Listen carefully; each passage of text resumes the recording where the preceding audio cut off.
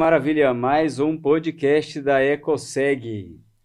Isso aí, estamos aí, mais um episódio da EcoSeg e hoje com a presença do Flávio Fagundes, grande amigo, grande consultor, nosso mestre aqui, né, Alder?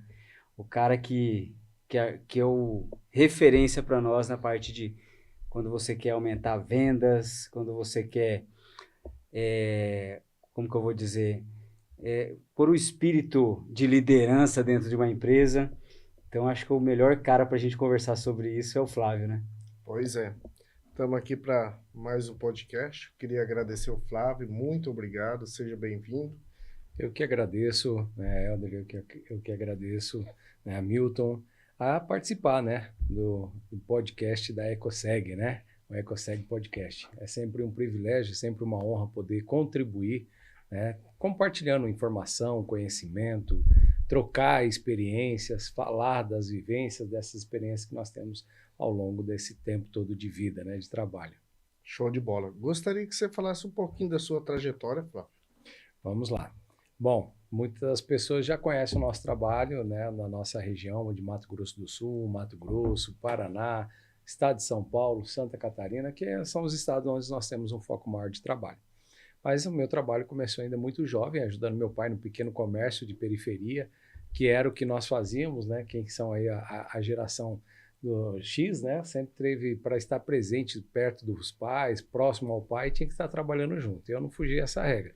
Desde muito cedo, desde 6 anos de idade, já estava atrás do balcão, querendo ajudar o pai, querendo ali compartilhar daqueles momentos, daquelas experiências, daquelas vivências que eu tinha com meu pai. Meu pai é dono de pequeno comércio, e não tinha outra alternativa, né? Quando fora o período escolar, nós tínhamos que estar ali junto, passando uma vassoura no chão, organizando alguma coisa, arrumando uma prateleira, colocando produtos nas prateleiras, fazendo a limpeza, que comércio de periferia dos anos 80 sempre era, né, aqueles bairros sem asfalto, aqueles mercadinhos, aquelas mercearias de secos e molhados. Então tinha que estar ali sempre fazendo alguma coisa, ajudando a lavar um banheiro. Então, essa experiência começou aí. Depois, quando eu cresci um pouco mais, fui morar no interior de São Paulo, e lá eu tive a oportunidade de começar, eu falo, meu primeiro projeto empreendedor sem saber o que era empreendedorismo na época, né?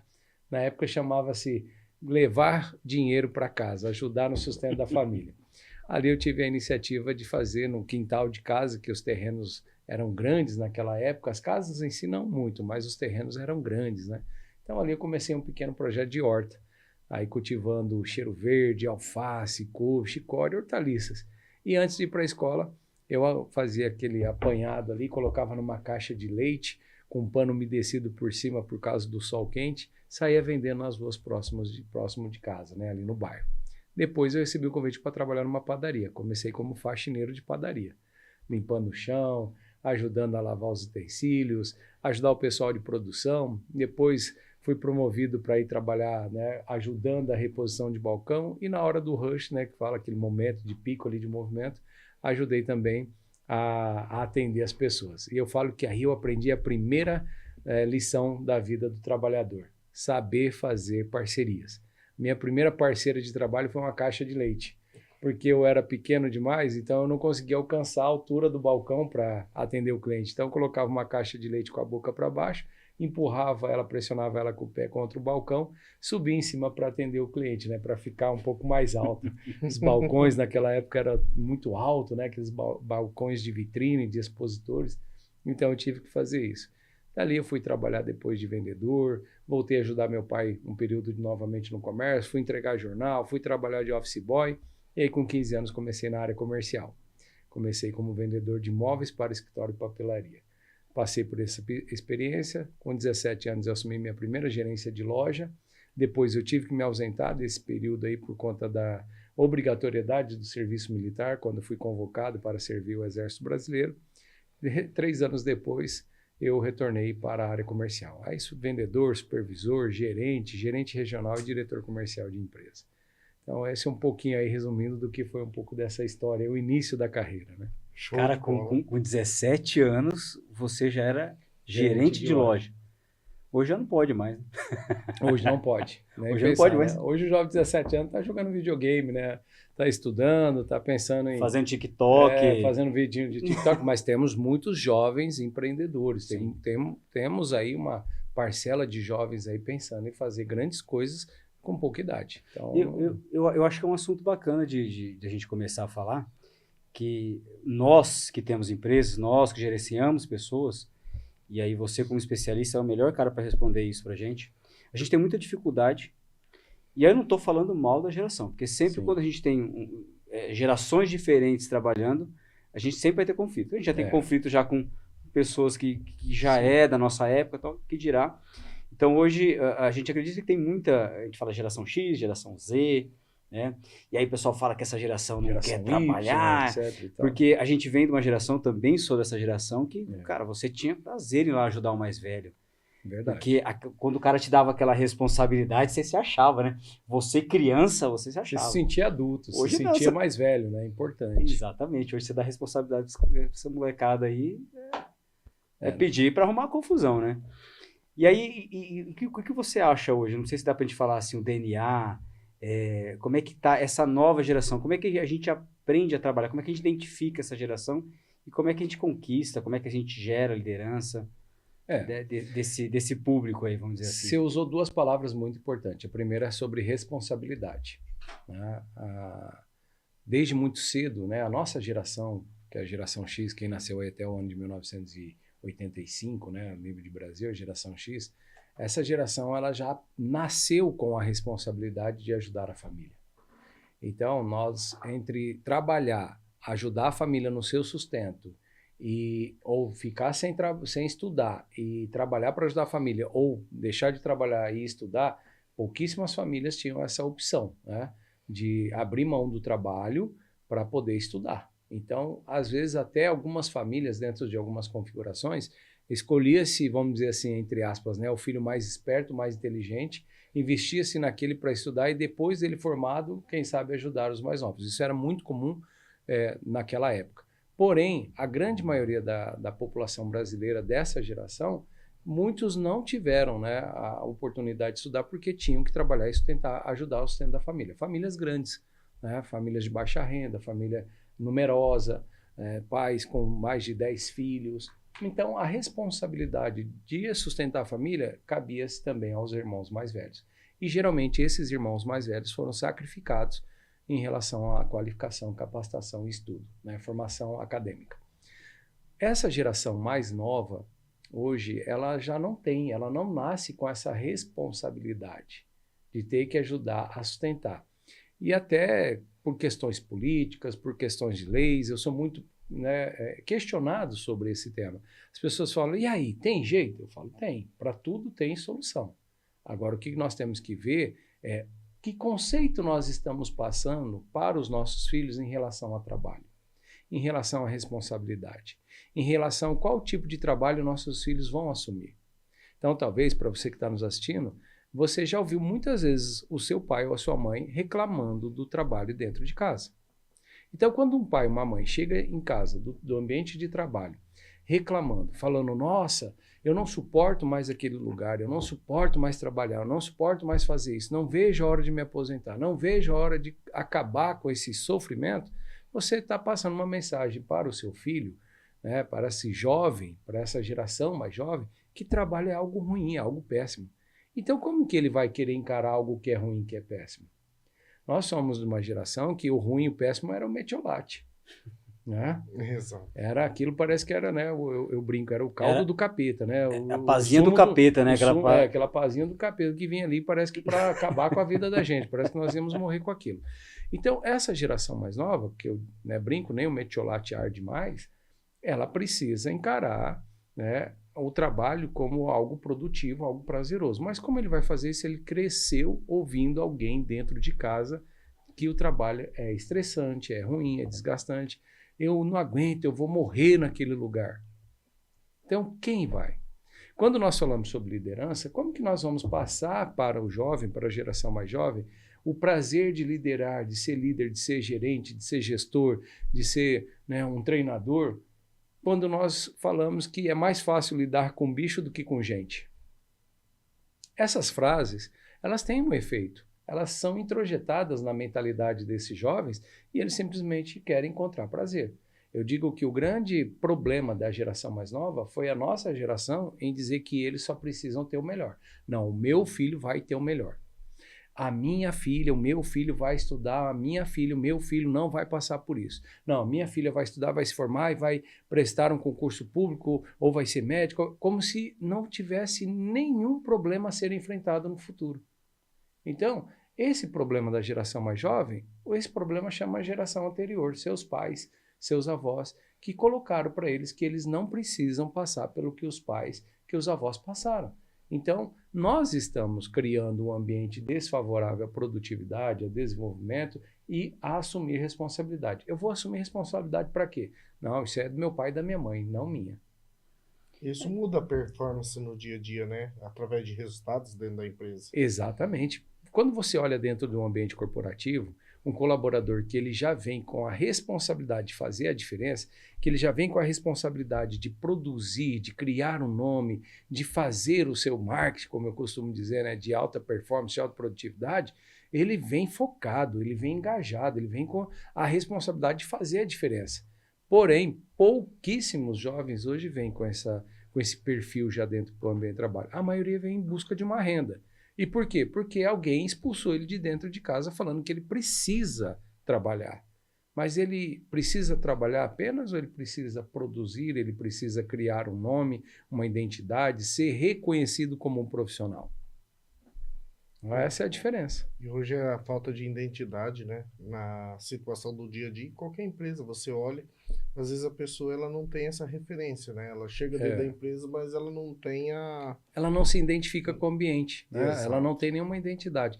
Nós olhamos para os nossos filhos, nós encontramos características físicas, né? Semelhanças físicas, cor de cabelo, cor de pele, né? Cor dos olhos, algumas postura, comportamento, o jeito de parar, o jeito de gesticular com a mão, às vezes a tonalidade da voz, tudo é muito próximo. Mas quando você pega dentro do ambiente de trabalho, o jovem se parece com quem hoje? Ele busca qual característica de identidade? Ele se identifica com o profissional que ele é, ele se identifica com a empresa, ele se identifica com o trabalho, com o resultado. Com quem ele se identifica? Eu acho que tem tanta informação que ele se perde nessa identificação, né? É. Ou talvez até tem informação boas, essenciais, necessárias, fundamentais, porém mal colocada.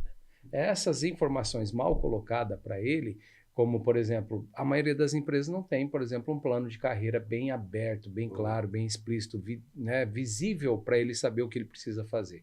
Então, ele tem um monte de coisa para fazer, porém ele não sabe qual é o caminho correto. Seria falta de filtro e direcionamento? Falta de gestão. Falta de gestão. É porque, e aí você me corrige se eu estiver errado, eu acredito muito em, por exemplo... Eu venho de curso de faculdade de administração e tal, e a gente, quando a gente fala da nossa época, o que nos motivava dentro da empresa? O salário. Sim. Hoje a gente sabe que o salário não é uma motivação. Não. E aí, o que a gente está falando aqui, como é que a gente motiva, como é que a gente cria um líder ali na empresa?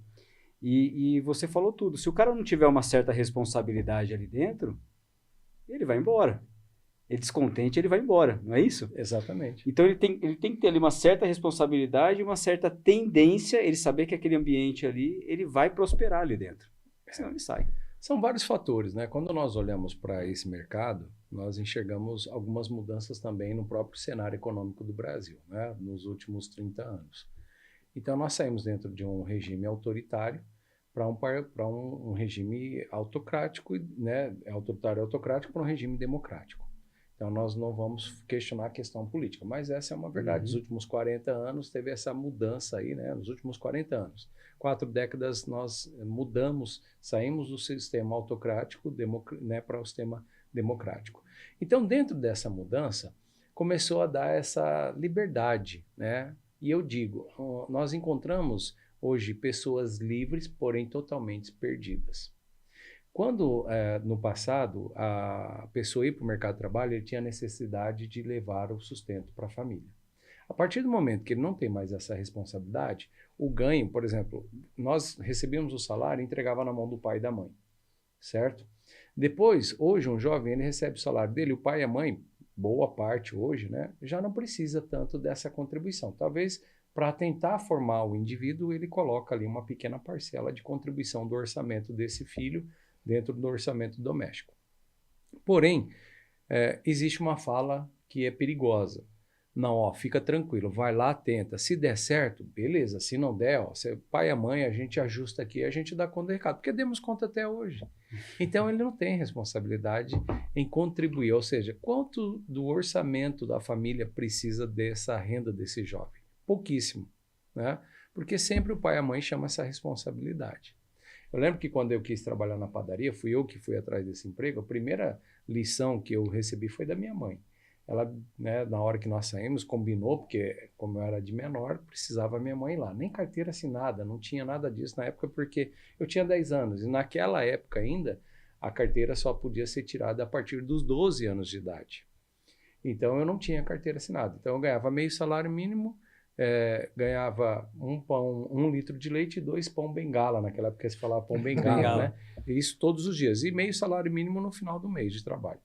E eu trabalhava de segunda a sábado e folgava no domingo. Eu entrava 1h da tarde e saía 8 da noite, com meia hora de intervalo de lanche, com 10 anos de idade.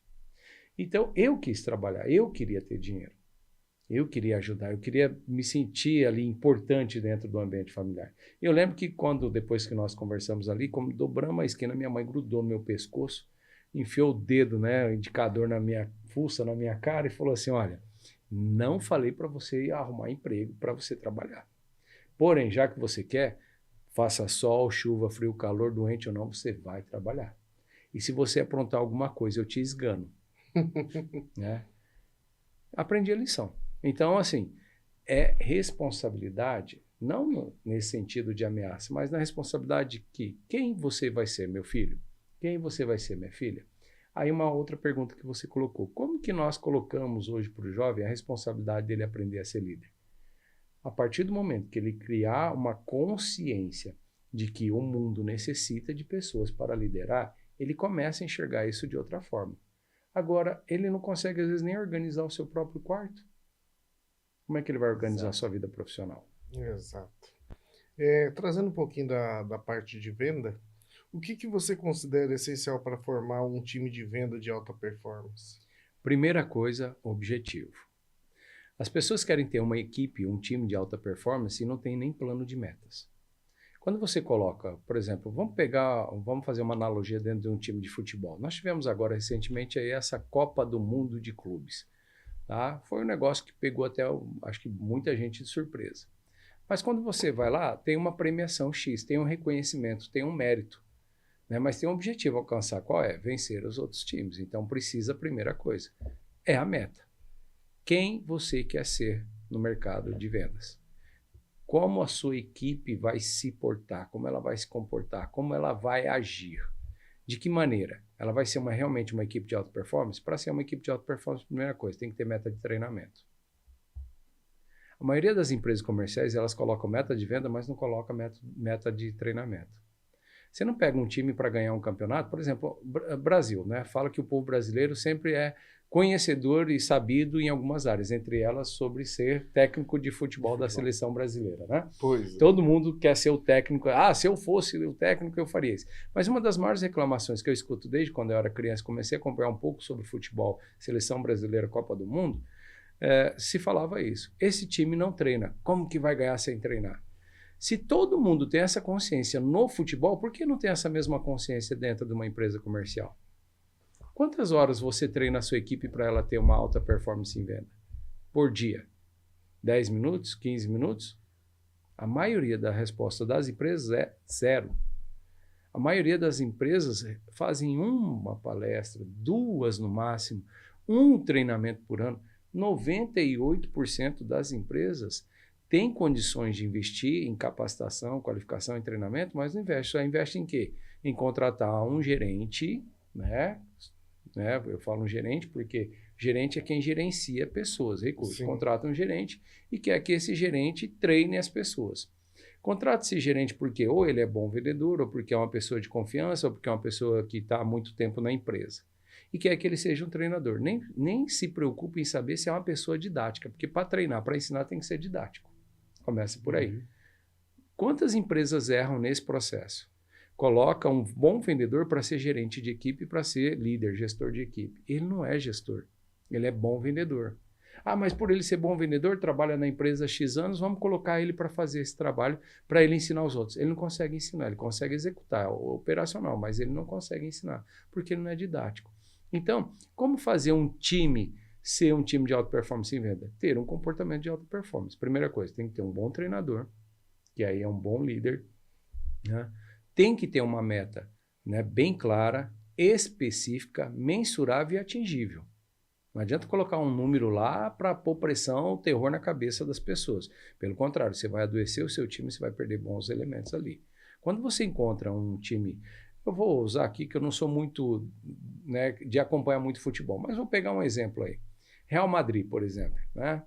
Quando você pega o Real Madrid, quantas estrelas o Real Madrid contratou já? Os par, né? Contratou os mais baratos? Não. Contratou o técnico mais barato? Tá vendo? A maioria das empresas querem ter grandes resultados, alta performance, contratando a mão de obra mais barata. Principalmente na questão da liderança. Você pega um time que, como Real Madrid, vários outros aí, Barcelona, eles contratam estrelas. Mas não é 100% do time que é estrela. Às vezes ele tem 2, 3 jogadores que é estrela. O restante passa a ser mediano e um outro regular que é para ele ter ali massa de troca, né? No time comercial é a mesma coisa. Quem da tua equipe é o estrela? Né? Você contratou um treinamento bom, você paga por um bom treinamento. Eu falo porque tem pessoas que ligam, que é a minha área, estou há mais de 18 anos fazendo treinamento, palestra, treinamento comercial, treinamento de liderança. Uma das maiores reclamações que eu escuto por parte do gestor é: vai ficar caro esse treinamento. Ah, aí eu falo, aluga uma boa sala, leva teu time para fazer um treinamento, para de fazer esse treinamento louco. Tem empresário que ele quer fazer um treinamento que o colaborador venha reter conhecimento e informação para ter uma alta performance em venda, ele quer fazer logo após o expediente. O colaborador está sujo, está cansado, não está em ambiente de aprendizado. Quer fazer, às vezes, dentro da empresa porque não quer contratar, não quer alugar uma sala de treinamento que tem som, ar-condicionado, que tem, né, um ambiente preparado para o aprendizado. Essa é a diferença. Quando você vai levar teu filho para a escola, você não se preocupa em saber se a escola é boa para ele? E o teu time comercial?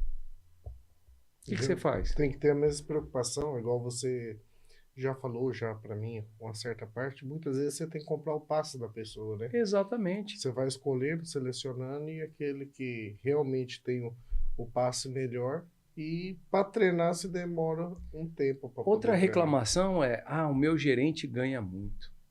Se o meu gerente ganhar muito, ele vira meu concorrente. Então faça ele ser seu parceiro, abra uma filial, faça ele ser seu sócio, cresça. Agora, a maioria dos empresários tem medo de crescer, tem medo de investir, mas sonham grande, porém com mentalidade e atitudes pequenas, né? Então, cuidado. Se você tem um sonho grande, aprenda a ser grande também. Show de bola. O pior é que, como é que é aquela história lá de você treinar ou não treinar a pessoa. O problema é quando você não treina a pessoa e ela fica na empresa, né? Eu utilizo essa frase desde o início ali do meu trabalho. Eu digo o seguinte, né? As pessoas falam: eu treino a pessoa, eu contrato, eu invisto em treinamento, eu pago o curso para a pessoa, tudo, depois que ele ficar bom, desgramado, vai embora. Aí eu falo: qual que é o pior? Você fazer isso e ainda por um período você conseguir colher frutos desse investimento, ou você não investir nele e ele ficar ali queimando o nome da tua empresa, atendendo mal o seu cliente, né? Então a frase é: se eu treinar minha equipe e eles forem embora, e se não treinar e eles ficarem, onde você perde mais? Exatamente. Pois é. Como você pode, pela tua experiência, né? Como lidar com o líder para ele poder enganjar melhor os colaboradores? Primeiro, a gente usa isso há muitos anos, né? Ser exemplo. Um grande problema no Brasil, como eu falei já, né, aqui rapidamente, é não ter um bom processo seletivo para contratação de liderança, de gerência, de gestor, de líder. A maioria dos líderes que estão no mercado, eles nem foram preparados para serem líderes. Não teve o investimento. Às vezes a pessoa precisa de cursos de capacitação, de qualificação específica na área de gestão de pessoas para poder liderar o time. Então, primeira coisa, ser um exemplo. Você consegue atrair a tua equipe da forma que você pensa. Então, se eu pensar em resultados positivos, ter uma mentalidade positiva, eu vou atrair minha equipe para isso também. Agora, se você tem um líder que não tem mentalidade positiva, que é o primeiro a reclamar da empresa, é o primeiro a reclamar da meta, é o primeiro a reclamar do patrão, é o primeiro a reclamar das normas e procedimentos, das orientações, dos processos internos, sua equipe simplesmente vai ser ali a consequência desse trabalho. Então, o líder tem que ser exemplo nesse quesito. Primeiro, ele tem que abraçar a missão da empresa. Aí é um problema. A maioria das empresas não tem uma missão, não tem um objetivo, não tem princípios e valores, não tem normas e procedimentos, não tem plano de carreira, não tem plano de cargos e salário. Começa aí. Então, como é que o líder vai engajar? Entendeu? E não é isso é só para empresa grande. Não, empresa pequena que já tem isso, já começa certo. O problema hoje nós enfrentamos um grande número de pessoas com problemas de gestão. Por quê? Porque não começaram certo. Aí a empresa começa a crescer um pouquinho, dali a pouco a empresa começa a enfrentar esses conflitos e confrontos. Entre esses, esse problema de não conseguir um líder que faça com que a equipe seja uma equipe engajada e comprometida. Mas por quê? Porque o pessoal, que é o que você falou, tem muita informação, mas fica em círculo. Fica em círculo o tempo todo. Sabe o que tem que fazer, sabe o que tem que vender, sabe o que tem que atender, sabe o que tem que organizar, sabe o que tem que entregar, sabe o que tem que fazer isso, fazer aquilo. Tá, mas é feita uma métrica desse trabalho, que nós chamamos de produtividade? É feito uma, vamos dizer assim, quase que uma fiscalização desse trabalho? Pediu para organizar, você vai lá e organiza o depósito. A pessoa vai lá e começa a organizar o depósito. Ele só sabe que tem que organizar o depósito. Daí a pouco passam lá e falam assim, organizou? Não, está errado. Mas na hora que for falar para ele, que a gente chama de entrega de serviço, entrega de trabalho, vai organizar o depósito. Você tem que organizar assim, tem que colocar aqui, tem que ir lá daqui a pouco verificar se está fazendo certo, correto. Às vezes a pessoa não passa nem para ver se foi feito o serviço. Então, se eu sou um líder que não me empenho, não tenho um engajamento, o comprometimento de entregar bem o trabalho e supervisionar e verificar, fazer a avaliação se esse trabalho está sendo bem feito e reconhecer esse colaborador, e quando eu falo reconhecimento, eu não estou falando só de reconhecimento monetário, estou falando em termos de reconhecimento de produção. Pô, parabéns, pedi para você organizar, você organizou conforme eu te orientei, conforme eu fiz a entrega do trabalho para você. Parabéns, isso é um ponto positivo. Dá um feedback, dá um retorno. Ele fica motivado. Ele vai falar, poxa, ele vai para casa com aquela sensação, sabe, de dever cumprido. Que bom, eu sou importante na minha empresa. O meu líder me deu os parabéns. Meu líder reconheceu o meu trabalho. Então, muitas vezes o líder não consegue engajar a equipe porque ele é aquele líder, desculpa, vou usar a expressão bem chula e vulgar aqui, líder de bunda grande, que só gosta de ficar sentado. Fica só mandando, e com a bundona na cadeira. Tem que ter rodinha no pé. Isso daí pode influenciar também a questão do atendimento ao cliente. Muito, influencia e muito. Porque eu vejo muito isso, às vezes a pessoa antes de ser promovida a líder, ele tem um comportamento, ele é engajado, ele é comprometido, ele é ativo, ele tem ações, atitudes, ele está sempre partindo para cima. Dali a pouco ele é promovido, ou elevado à função de líder, ele murcha, ele esfria. Então, mais ainda. E outra coisa, líder tem que aprender a fazer ensinando. Não é fazer porque o liderado não fez. Não, eu vou atender um cliente, chama uma pessoa, vem cá, vou te mostrar como que é o atendimento padrão, nosso DNA. Como que nós atendemos o nosso cliente. Mostrar como que sorri, como que se cumprimenta, como que se serve um café, uma água. Não fazem isso. Isso o próprio colaborador leva para a vida dele, né? Exatamente.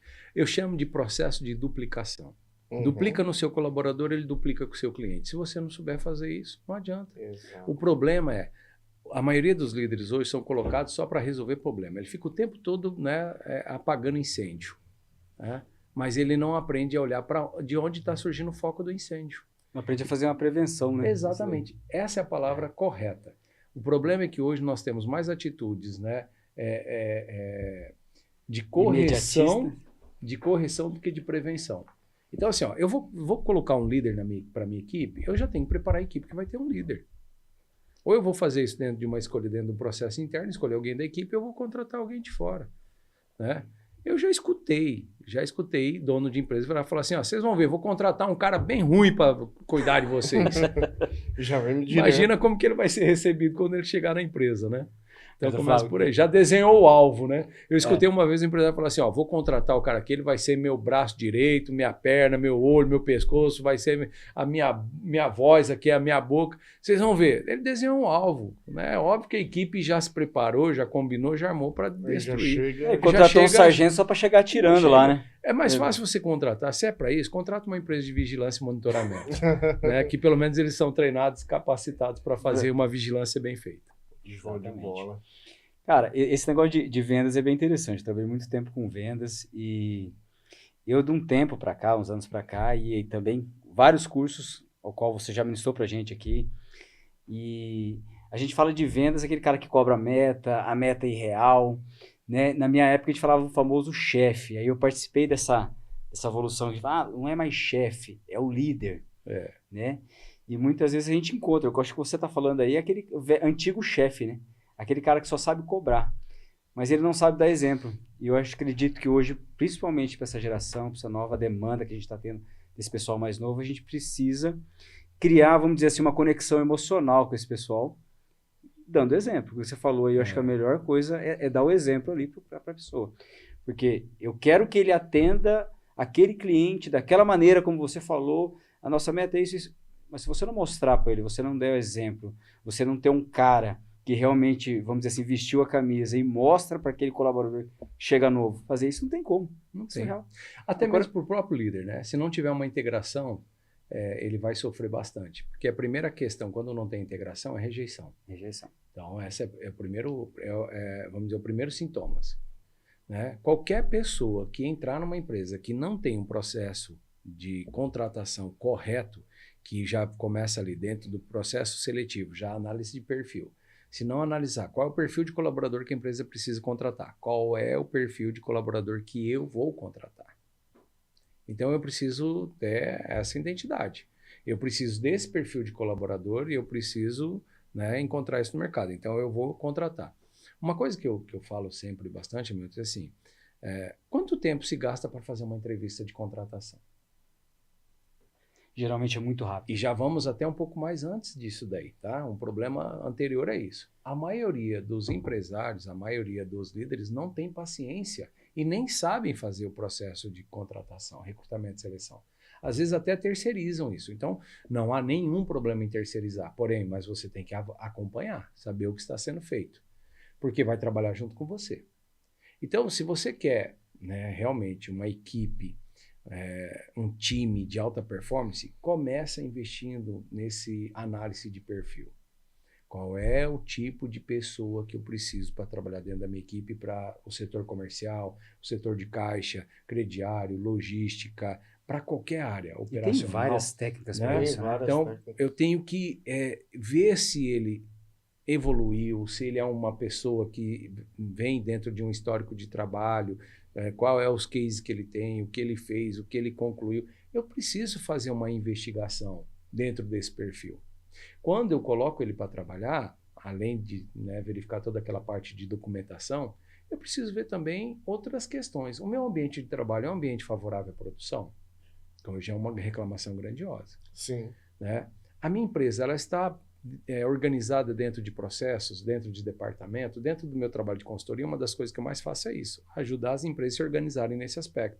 Então, muito comum, ainda dentro do mercado de trabalho, a pessoa entra para fazer A, daí a pouco ele está fazendo A, B, C, D e E, e está exausto, porque ele está pensando assim, poxa, eu entrei aqui, falaram que eu ia fazer A, estou fazendo A, B, C, D e E, está tendo desvio de função e o faz-me rir. Né? Virou o famoso Severino, né? Exatamente, faz tudo. E o faz tudo, uma hora ele cansa. Né? Até mesmo na liderança. Então, precisa ser bem organizado. Primeira coisa, investir tempo em contratação, né, dentro do perfil, recrutamento, seleção, integração. Quanto tempo leva para integrar uma pessoa dentro da equipe? A pessoa não gasta nem 1 hora. Faz aquela varredura básica ali já na contratação. Ó, tudo bem, você vai começar amanhã, vem cá, vou te apresentar, você vai trabalhar aqui funciona isso, ali funciona aquilo muito rápido, muito, né, resumido ali, de forma muito vazia, muito superficial, e a pessoa entra para trabalhar ali, ele está cheio de dúvida, cheio de incertezas. Aí começa um monte de gente falar um monte de coisa para ele, ele não sabe quem ele vai ouvir, até ele filtrar tudo isso. E aí, concluindo, né, dentro da sua pergunta, quanto tempo leva para eu formar essa pessoa? Depende. Se o seu processo for organizado, de 6 meses a 2 anos para um líder. Uma equipe bem coesa, também de 6 meses a 2 anos. Agora, se não for bem organizado, você não vai talvez conseguir nunca formar uma Você nunca vai conseguir essa inclusão dentro da Você nunca vai empresa. ter uma equipe de alta performance. Você vai ter um turnover muito alto, que é a rotatividade muito alta de funcionário. Hoje, conforme a geração, nós temos já uma métrica, né, segundo a BTD, e o próprio Conselho Nacional de Recursos Humanos nos dá essas métricas, né, que nós temos, às vezes, aí, até 25 anos, né, de 18 a 25 anos, um turnover de 18 meses, que é um tempo médio da pessoa dentro da empresa. E isso vem caindo. Vem caindo cada vez Vem mais. caindo cada vez a gente mais. vê em Por vários... quê? Porque ele cansa, ele fica frustrado, ele fala, nossa, estou aqui há 1 ano, não aconteceu nada, não recebo um feedback, não tenho uma chance de ser promovido, ninguém fala o que eu preciso fazer para crescer dentro da empresa, eu estou vendo que eu estou envelhecendo, né?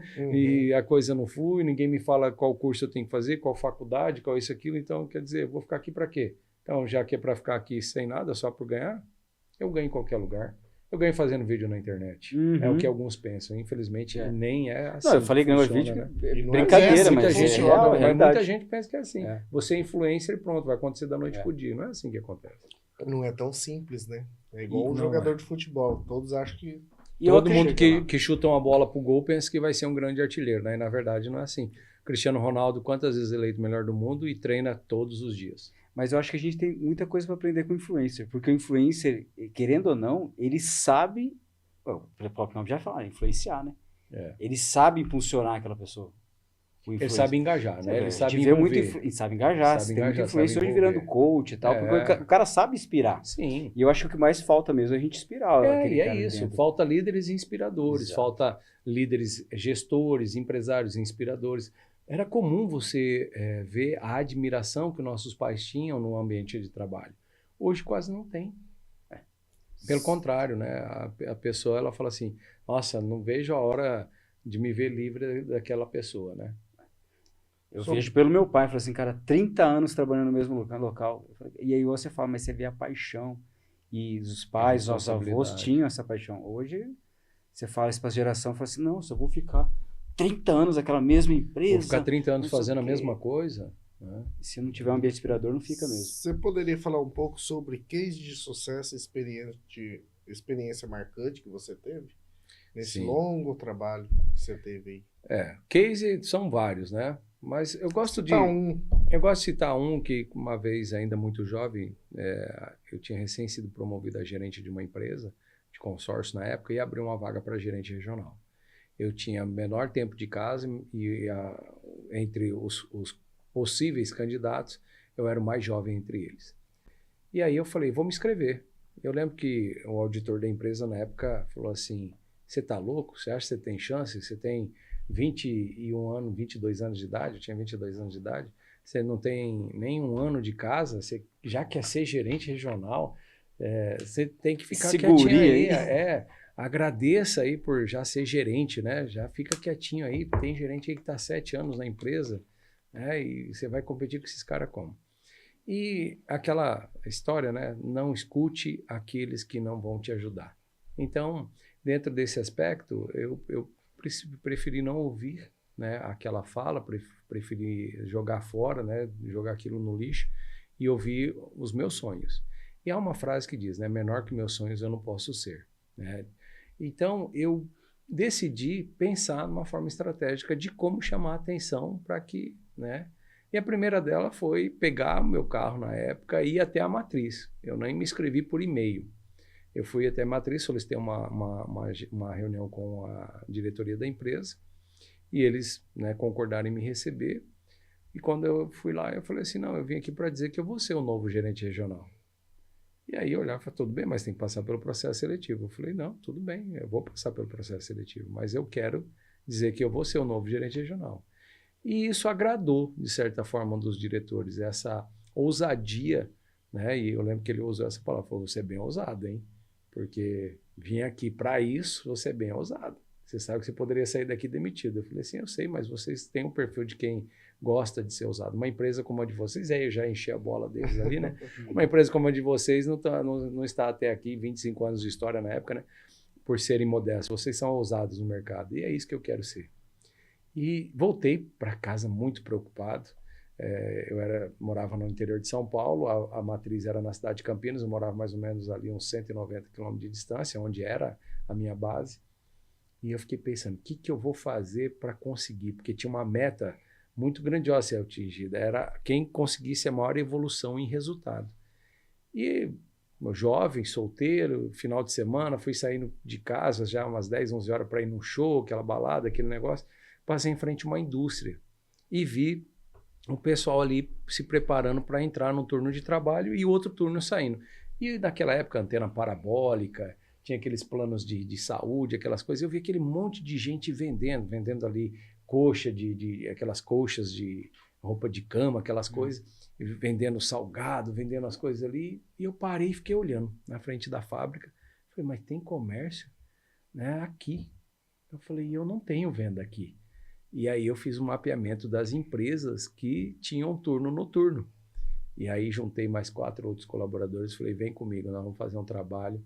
E aí nós criamos uma estratégia comercial de 30 dias focar, né, além do dia inteiro, focar também nessas empresas que trabalhavam 24 horas, né, 30 dias do mês. E aí nós fizemos isso e foi o resultado, eu consegui a melhor evolução, consegui na época algo em torno de 210% de evolução em vendas.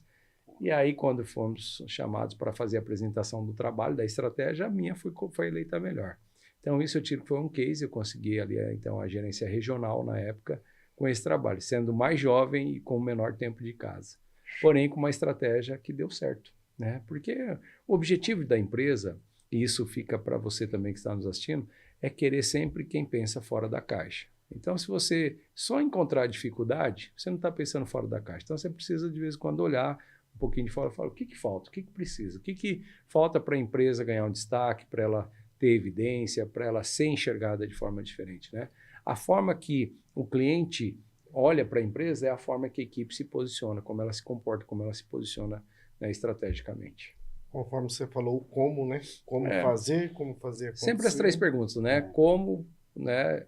Onde, né? E por quê? Por que eu vou fazer isso, né? Então, por que eu estou fazendo isso? Como eu vou fazer isso e, né, onde eu vou fazer? Então, essas perguntas sempre são auxiliares. Eu acho legal o que você falou, porque a empresa, apesar de você falar assim, você foi abusado, mas a empresa, querendo ou não, você foi e ela te deu a oportunidade. Ela deu abertura. É o que a gente estava falando. E isso é muitas vezes o que a pessoa precisa. Às vezes ela não consegue expor a opinião dela dentro da empresa. Eu gosto de usar... Isso também, eu acredito que é um fator que você quebra ali Eu gosto de usar um exemplo, sem falar dentro do contexto religioso, mas dentro do contexto bíblico. A história da mulher do fluxo de sangue, que nós encontramos lá nos evangelhos da Bíblia, né? Ali nos primeiros livros da Bíblia. Mateus, Marcos, Lucas, ali, João. Essa mulher, ela sofria há bastante, né, muito tempo, ali, aproximadamente ali, mais de 10 anos, sofrendo de hemorragia. Pela cultura da época, a mulher com fluxo de sangue, ela tinha que ficar isolada, ela era considerada impura, então ela não podia ficar no seu meio, então ela vivia isolada, afastada. Ela ouviu falar, né, de Jesus e que ele poderia curar ela, então ela foi ousada, ela foi em busca do último recurso. Sabe o que acontece? Às vezes o último recurso é a sua coragem. Esse é o problema. Nós estamos diante de uma geração, né, de pessoas desencorajadas, de pessoas que falta coragem, que falta, sabe, acreditar, esperança, acreditar em algo e ir para cima disso. Então, me incomoda muito ver o nosso país tão rico, tão grandioso, tão imenso, ao mesmo tempo um país de pessoas desencorajadas a lutar pelo mundo melhor, pelo futuro melhor, a olhar para a empresa e falar, nossa, minha empresa... eu estou aqui numa cidade pequena, mas daqui pode ir para o mundo todo. Hoje, nós não temos mais limitações através da internet. Concordo plenamente. A segurança e ambiente de trabalho pode influenciar a performance e o clima organizacional. Né? Exato. Muito. Né? Porque imagina você trabalhar numa empresa onde a sua segurança não existe. Onde você... vê, às vezes, mais preocupação em preservar uma máquina do que uma vida. Né? Imagina você estar dentro de uma empresa onde não tem um clima organizacional, voltado e pautado para a segurança do trabalho, para a segurança, né, na hora que ele está executando o seu trabalho. Dentro da consultoria, eu chamo muita atenção dos gestores em relação a isso. Falo, olha, por que o funcionário está trabalhando sem EPI? Ah, ele não quer usar. Ele não quer usar ou ele não foi orientado? Começa por aí. A ausência do técnico de segurança do trabalho, a ausência do conhecimento de risco de acidente e fator é grandioso. Uma coisa boba, parece ser simples, mas se chegar a atingir o seu colaborador, quantos dias ele vai ficar afastado do ambiente de trabalho? E a falta dessa mão de obra por um atestado, ela vai prejudicar enquanto a meta, enquanto a produção. Então, é melhor você ter um ambiente de trabalho organizado, seguro, propício à produção e gerar para o colaborador, né, conhecimento para com que ele tenha, né, ali a certeza, ele esteja convicto de que aquilo não é uma exigência à toa, e sim dentro de uma questão de segurança para ele, para gerar para ele uma proteção, né, uma segurança de que ele vai voltar ao término da sua jornada de trabalho para casa, né, seguro, salvo e saudável, né? Então, se a empresa proporcionar isso para ele dentro de uma demonstração clara, né, não simplesmente de um bate-papo, pessoal, vai vir aí o técnico de segurança do trabalho, porque agora por lei nós somos obrigados, vocês vão ter que fazer isso. Não gera nenhuma segurança, não gera convicção, não gera certeza, não gera para ele, né, engajamento. Isso é para minha segurança. Isso é para com que eu termine minha jornada de trabalho produzindo bem, voltando para casa saudável, com a missão cumprida, com o dever cumprido e bem para voltar no outro dia. Então, as empresas precisam se preocupar com isso. Não dá mais para ficar, né, aceitando. E aí é que nem eu falo, aconteceu há muitos anos, eu acho que algo em torno aí de uns 15 anos ou mais, na cidade de Bauru. Aconteceu com uma cliente da loja, mas poderia ter acontecido com qualquer um, né? Não tinha faixa de Desculpa. Não tinha faixa de sinalização do degrau. E em frente, assim, tinha uma gôndola, né, com gancheira. A cliente, ela pisou ali, deu aquele falso, né, apoio, ela perdeu o equilíbrio e foi na gancheira, perfurou um dos olhos. Nossa. A empresa foi processada. Depois que aconteceu, né, todo prejuízo, todo problema, todo marketing negativo, aí que foram verificar que tinha que ali mudar aquela situação, que tinha que colocar um corrimão, que tinha que identificar que ali havia um degrau ali naquele lugar, que não poderia ter aquela gancheira. Então, quando eu faço trabalho de consultoria, uma das coisas que eu olho, eu falo assim, por que certas coisas estão aí? Falo, porque vocês não pensam na segurança, vocês não pensam no risco, vocês não pensam no marketing negativo. Vocês não pensam, não calculam o prejuízo disso. Então, tudo tem que ser calculado. Um bom gestor, ele calcula que mão de obra é o que tem mais valioso dentro da empresa. E mão de obra produtiva, então nem se fala. Mas não, deixa. E depois que acontece, né, aquilo que nós falamos, vem de fazer com ação preventiva, acaba fazendo apenas com uma ação corretiva. O corretivo sai caro. Sai caro. E você sabe que é interessante isso daí, porque hoje a nossa profissão, né, a gente que lida com gestão e segurança e saúde no trabalho, tec-segurança, engenheiro, não é mais aquele cara, como você falou, que eu vou cobrar, cara. Você não cobra ele de usar IPI, você não cobra ele de usar equipamento, você orienta ele. Instrui. E aí é por isso que hoje a formação de tec-segurança, engenheiro, o cara tem que sair formado e hoje na experiência ele tem que se capacitar para ele ser líder.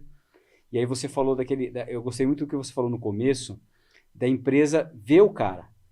Ele fez uma coisa boa, um parabéns que você dá pro cara já ajuda muito. E quando a gente fala de segurança do trabalho, fazendo esse link de segurança do trabalho, quando a empresa ela mostra que ela está realmente preocupada com a segurança daquele cara, trabalhar num ambiente seguro, eu acho que não é só questão de aumento de produtividade que tem na empresa. Você imagina, é tudo. Você imagina você chegar em casa feliz. Eu falo que a primeira coisa, né? O ambiente de trabalho seguro e organizado gera felicidade. Hoje o que mais as pessoas procuram? Paz e felicidade. Viver em paz e ser feliz.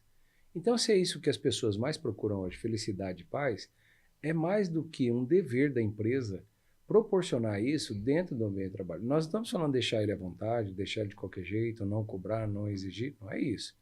Nós estamos falando de gerar para ele um ambiente saudável, produtivo, um ambiente favorável a essa produção e a essa saúde mental, essa saúde emocional, a saúde física.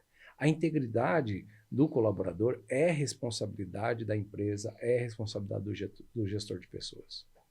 Show de bola. E a gente não está falando só de acidente também, né? Acidente, como Sim, você falou que claro. tropeçou. Hoje a gente tem a questão de cuidar da cabeça do trabalhador. Tanto tá, o psicossocial está aí. Saúde mental, Saúde mental, emocional. burnout, está tudo aí voltado. Tudo isso daí é a parte da prevenção. Você está prevenindo, você está cuidando da saúde daquele cara. E, consequentemente, quase tudo Eu fui convidado para tudo... fazer uma palestra. Sempre eu faço várias de CIPAT, né? Semana Interna de Prevenção. Sim, CIPAT é muito né? bom.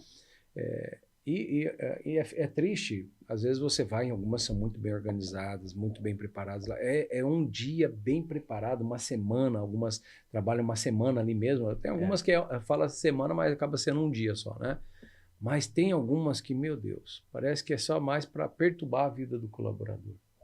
Eu já fui em algumas que eu mesmo já cheguei a falar assim, quer que eu faça palestra agora, depois do que você acabou de fazer? Né? Não vai ter efeito nenhum. Né? Porque no lugar de aproveitar aquilo para orientar, para instruir, para gerar um ambiente saudável, não. É aquela pancada atrás de pancada, paulada atrás de paulada. E aí o colaborador fica ali, nossa, mas parei de trabalhar para ouvir isso, né? Mas a gente já passou por isso. Porque a CIPAT, você é convidado. Você, como empresa de segurança do trabalho, você vai lá, é convidado, você não cobra e tal. Uhum. E aí, já passei muito com isso que você está falando, Flávio. De chegar na palestra, o cara vem, o gestor, e falou, bicho, fala pros caras, aperta os caras aí, e isso, aquilo. Tipo assim, porque você é de fora, que eles já não me escutam mais. Pô, você já me chamou aqui para dar uma palestra para incentivar o cara ou para ficar dando dura nele, né? É bem isso, mano. Eu também já participei de algumas que deu vontade de falar, escuta, onde que eu preencho uma solicitação de emprego aí, né? De tão bem organizado. É isso que nós temos que aprender, né? Quando nós falamos de pessoas, não há como ter resultado positivo em relação a pessoas sem investimento nessas áreas. Organizacional, saúde e prevenção. Legal. Para a gente decorrer aí, já finalizando o podcast, eu queria que você deixasse 3 dicas para a questão dos empreendedores. Bom, primeira dica é o que você sonha para a sua vida, né? O que você quer realizar? Quem você quer ser? Como você quer ser reconhecido por isso que você é, por aquilo que você quer se tornar, por algo que você está fazendo? O que nós chamamos também de marketing pessoal. Hoje se muito fala sobre empreendedorismo, né? Ser empreendedor. Nossa, eu vou ser empreendedor. Está disposto a pagar o preço para ser isso?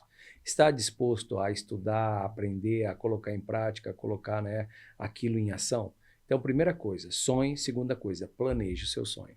Só sonhar não adianta. Tem que ter um bom planejamento, um bom plano de negócio, um bom plano de ação. Como você vai fazer, onde você vai fazer, quando você vai fazer. Então, essas 3 perguntas são muito importantes. E a terceira coisa, que é fundamental.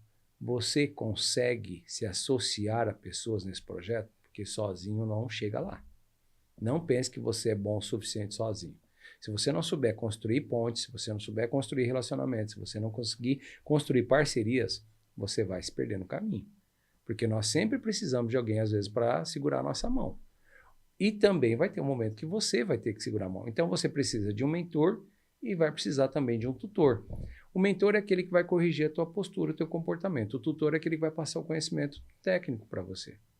Então, nós precisamos construir relacionamento, nós precisamos construir pontes. Então, não adianta ter uma ideia boa. Uma vez um amigo falou assim para mim, ele me ligou e falou, Flávio, você tem um tempo? Eu falei, tenho. Falou assim, rapaz, estou com uma ideia de um negócio novo aqui, faz dia que eu estou pensando nisso e eu creio que vai ser um grande sucesso. Eu falei, tá, qual é essa ideia? Eu quero abrir uma espetaria gourmet. Eu falei, pô, legal, bacana, uma coisa boa, mas por que você decidiu isso? Eu faço espetinho aqui em casa, o pessoal vem comer e todo mundo sai elogiando. Eu falei, mas você está cobrando deles? Porque de graça, né? Muito fácil. Então eu falei para ele, você quer saber se vai dar certo? A partir de agora, o próximo que você for realizar, cobre. Cobre por cada espeto, cobre por cada porção de mandioca, faça o cálculo, faça o planejamento, faça o projeto de ação e apresente e esteja preparado para ouvir as críticas também.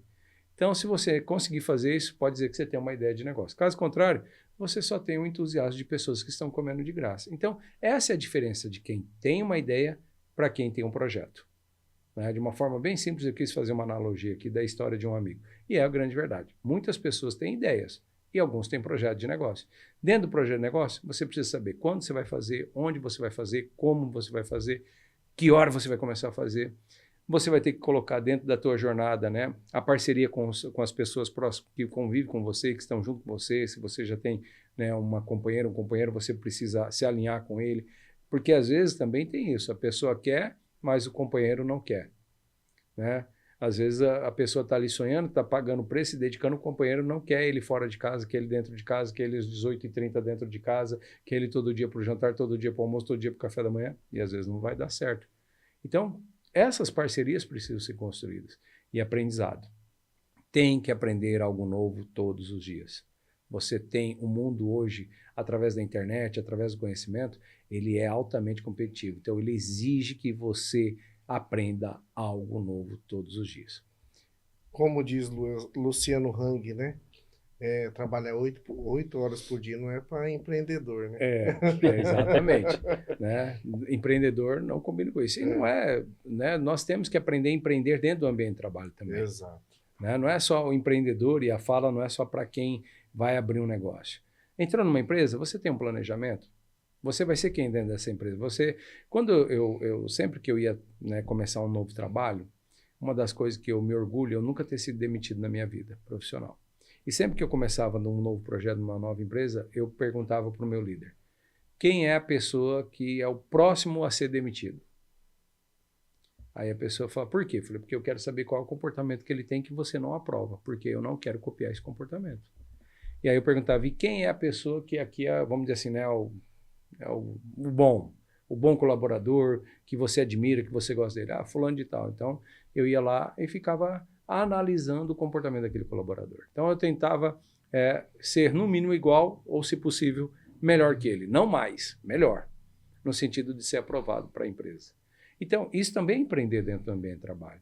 Ser um bom profissional, fazer um plano de carreira, né, começar ali dentro de um setor, aspirar a ir para outra função, para outro cargo. O que eu posso contribuir? Está vendo que a empresa precisa de alguém? A empresa, por exemplo, está pensando em exportação. Vai exportar para qual país? Para a Itália? Então, vou aprender italiano. A empresa vai precisar de alguém? Né? Não, a pessoa está lá, né, vendo vídeo de TikTok na internet, consumindo produtos que não agregam. É isso que eu quero dizer, não sou contra você ter seu momento de lazer, eu também tenho o meu, mas é importante você pensar nisso também. Então, quer realizar um projeto? Pensa nisso. Tem um planejamento, tem um plano de ação, tem um planejamento, né, que você vai fazer um plano de negócio.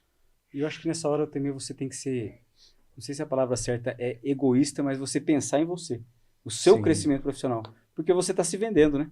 Em qualquer empresa que você esteja trabalhando, é você. Você está se vendendo. Você é o ali. seu marketing, né? Você é o é seu a marketing. sua apresentação. Exato. Isso não é errado. Apesar que a sociedade ela construiu esse conceito de que você não deve ser individualista, né? Tá, mas na hora que você vai ser demitido, quem mais vai junto com você? Na hora de pagar os seus boletos, quem pagam junto com você? Exato. E para concluir também, quero deixar essa informação, né? Nós estávamos falando aqui no Bastidores rapidamente, o Brasil ainda investe muito pouco em capacitação, em treinamento, em desenvolvimento, em qualificação. Infelizmente, né, nós, comparando aí aos Estados Unidos, que é uma nação próspera, uma nação que produz, que vende, que negocia, e outros países também que nós temos esse mesmo perfil, o Brasil ainda investe muito pouco. Tivemos uma melhora, né, um crescimento de 2023 para 2024 de 14% de investimento, mas hoje o Brasil investe algo em torno de R$ 1.400 em treinamento de capacitação e qualificação para cada trabalhador brasileiro, enquanto nos Estados Unidos se investe algo em torno de R$ 3.900 por ano. Então, enquanto o Brasil investe R$ 1.400 em média por ano por trabalhador brasileiro em treinamento, em capacitação e qualificação, em diversos outros setores, os Estados Unidos investem algo de R$ 3.900. Então, é uma diferença muito grande para quem quer ser uma nação competitiva, para quem quer ser uma nação em destaque no mundo comercial. Você tinha comentado uma questão de carga horária também, que cada Sim. empresa fazia por ano, né? No Brasil, né? No Brasil é uma média de que se investiu por carga horária por trabalhador brasileiro uma média de 24 horas no ano. Nossa, então, ou seja, né, 24 horas Muito pouco. num ano. Ou seja, um dia de 365.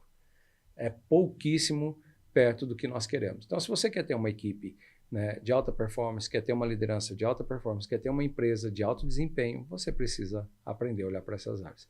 Organização e saúde, né, e avaliação de desempenho. Se não tiver isso, fica difícil você saber para onde você está indo. Show de bola. Maravilha, maravilha. Flávio, Queria agradecer, em nome da EcoSeg, sua presença aqui. Você é o nosso mestre, né? Você sabe que você tem portas abertas aqui e você nos ensina muito, né?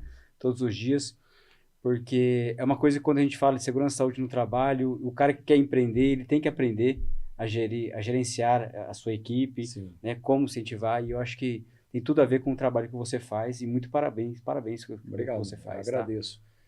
Isso é um projeto, foi um projeto que nasceu um dia lá no meu coração, né? Se planejar, aprender, estudar, se qualificar, se capacitar para poder ser hoje, né, um mentor, às vezes tutor, né? Às vezes a gente corrige comportamento, postura, e às vezes a gente, né, compartilha o conhecimento, né? Então é uma via que anda junto, né? E isso nos alegra, né? Saber que o nosso trabalho contribui para, né, o desenvolvimento das pessoas. É isso que nos motiva a continuar sempre. Eu também queria agradecer, muito obrigado. Eu que agradeço. Porque está sempre de portas abertas. Eu que agradeço, estou sempre à disposição de vocês. Show de E bola. o pessoal que acompanha também, né, podcast, pode estar sempre aí mandando a sua sugestão, sua dúvida. E saiba que hoje a empresa precisa de investimento nessas áreas. É isso aí, pessoal. E para você que ficou até aqui, o nosso muito obrigado. Aí embaixo vai estar as redes sociais do Flávio Fagundes, se você quiser saber mais. As redes sociais também da EcoSeg. Esperamos vocês aí para os próximos episódios. Tá bom, pessoal? Muito obrigado e até a próxima.